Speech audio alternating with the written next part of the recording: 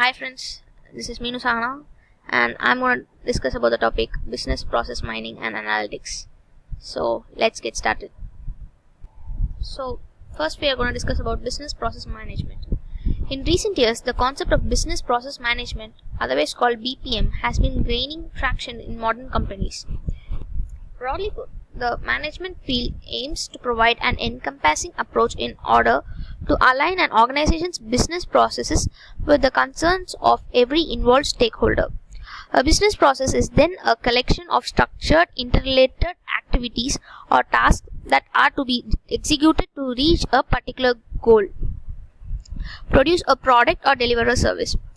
Involved parties in business processes include, among others, are managers. The managers who expect work to be delegated swiftly and in an optimal manner. Employees who desire clear and understandable guidelines and tasks that are in line with their skill set. And clients who naturally expect efficiency and quality results from their suppliers. So, business process management is oftentimes described as a process optimization methodology.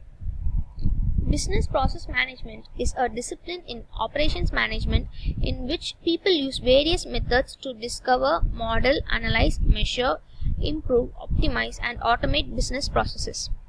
It is about managing and improving companies' processes so that successes are repeatable and mistakes are avoided completely. It is a systematic approach to improve a company's business processes. So, for instance, a customer-driven company in the telecom and e-commerce industry wanted to deliver a consistent and satisfactory experience to all their customers, regardless of how the latter was acquired. To achieve this, they needed to get every customer representative to learn everything and keep up to date with the fast-changing catalogs of offers and products and promotions. So, for this, they implemented a system. In this system, the system involved specific key players, which included all the employees who already interacted with customers on the front end. These were the people who knew the issues customers faced and dealt with them on a daily basis. Their input helped provide clarity on strategic direction. It is therefore mentioned together with related quality control terms such as total quality management (TQM), Six Sigma efforts, or continuous process improvement methodologies. The example of a business process model includes: it is for an insurance claim intake process shown in the Business Process Modeling Language Standard, which is nothing but BPMN standard. Numerous visualization forms exist to design and model business processes, from easy flowchart-like diagrams to complex formal models. So first, the insurance policy claim is taken, and then and the policy is reviewed. After the reviewing the policy, the claim is evaluated. If the claim is not up to the level, then it is rejected, else the settlement is proposed. After proposing the settlement, the new premium is calculated, and then the damage payment is also calculated, and then the claim is closed. The business process model allows user to visualize, measure, analyze, improve, control, and to re-engineer. Visualize is nothing but functions and the processes. Measure is to determine the appropriate measure to determine success. Analyze is to compare the various simulations to determine an optimal improvement. Improve is select and implement the improvement. Control, deploy this implementation and by use of user-defined dashboards, monitor the improvement in real time and feed the performance information back into the simulation model in preparation for the next improvement iteration. Re-engineer, revamp the process from scratch for better results. Life cycle of business process management.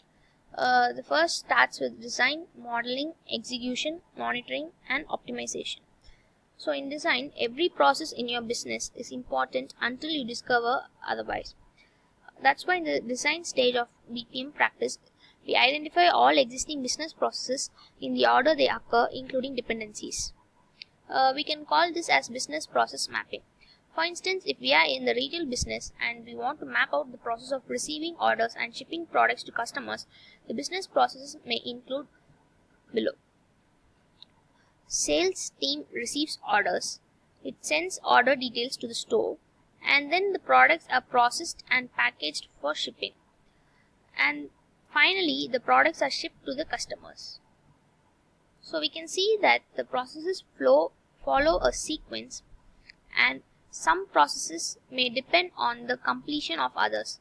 Technically, after listing out the processes, the next steps are representation of the process flow, alerts and notifications, design escalations, standard operating procedures, and mechanisms for task delegation. Following these steps will give a good picture of business processes and can easily test to see if it is efficient or not theoretically.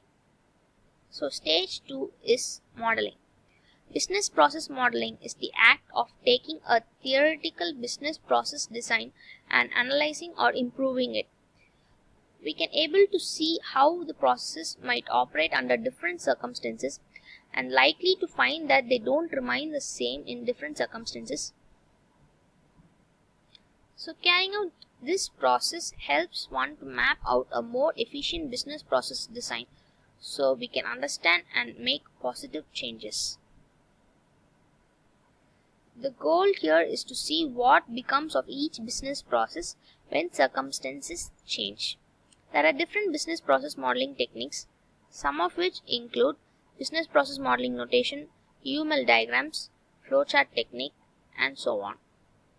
So going back to our e-commerce retail example, this is a flowchart which is one of the most popular diagram types to model a simple product ordering process. We'll start the process, receive an order, the orders are distributed and the stocks are checked, then the invoice is printed, and then the stock is printed for shipping.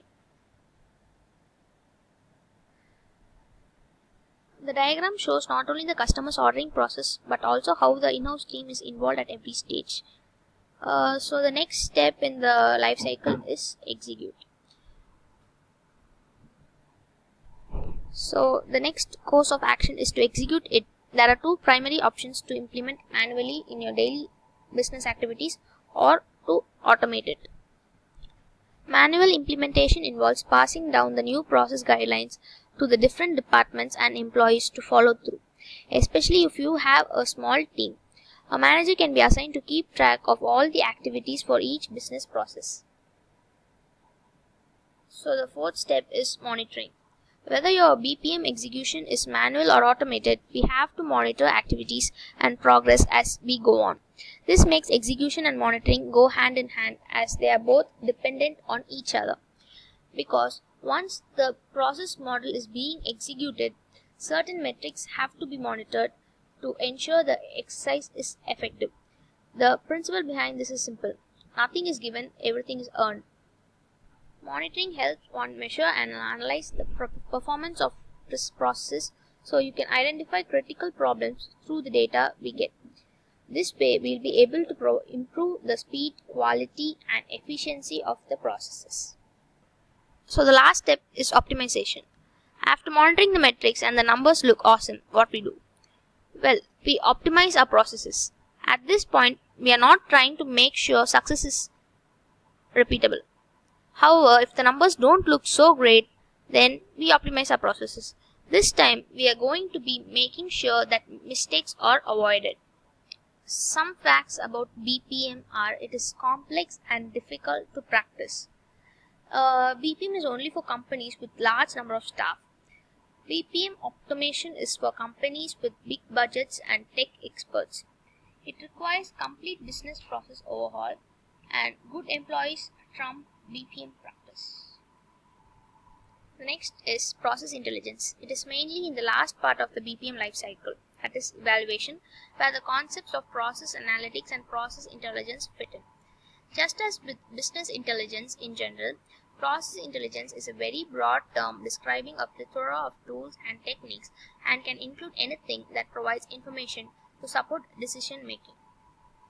As such, just as with traditional data-oriented tools, many vendors and consultants have defined process intelligence to be synonymous with process-aware query and reporting tools, oftentimes combined with simple visualization in order to present aggregated overviews of a business actions.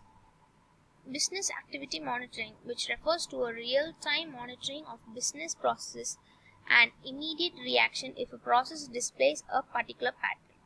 Corporate performance management is another popular term for measuring the performance of a process or the organization as a whole. Process mining and analytics. In the past decade, a new research field has emerged denoted as process mining, which positions itself between BPM and traditional data mining. The discipline aims to provide a comprehensive set of tools to provide process-centered insights and to drive process improvement efforts. Contrary to business intelligence approaches, the field emphasizes a bottom-up approach, starting from real-life data to drive analytical tasks. The most common task in the area of process mining is called process discovery, in which analysts aim to derive an as-is process model starting from the data as it is recorded in process-aware information support systems instead of starting from a to-be descriptive model and trying to align the actual data to this model. A significant advantage of process discovery is the fact that only a limited amount of initial data is required to perform a first exploratory analysis. Consider, for example, the insurance claim handling process as it was previously depicted. To perform a process discovery task, we start our analysis from a so-called event log, a data table listing the activities that have been executed during a certain time period, together with the case to which they belong.